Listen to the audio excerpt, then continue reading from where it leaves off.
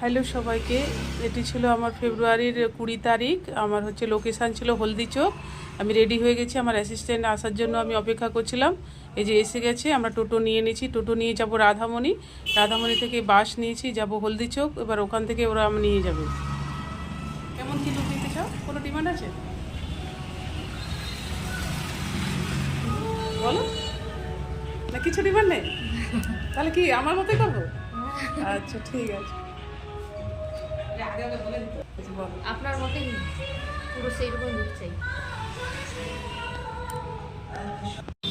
আমার ব্রাইড তো বলেই দিয়েছে যে আপনার মতো করে সাজান, ওর কোনো ডিমান্ড নেই। ও তো সেরকম কিছু বলেই নি, যে যেটা আমাকে ভালো লাগবে আমাকে সেই হিসাবে করে। মেকআপ ভিডিও আমি একটু নিয়েছিলাম, ওকে ফিক্সারটা আমি ইউজ করেছিলাম ম্যাকাজিমিয়ার, আর রেগোরের এসব ড্রেস প্রাইমার ইউজ করেছিলাম। এটা একটা স্টোক ক্রিম ইউজ করেছিলাম রেগোরে।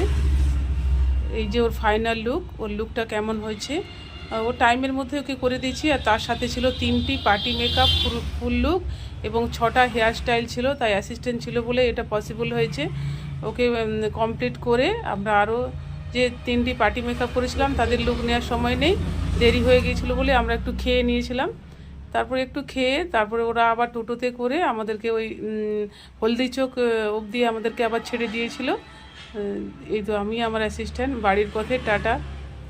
কেমন হয়েছে লুকটা অবশ্যই জানাবে।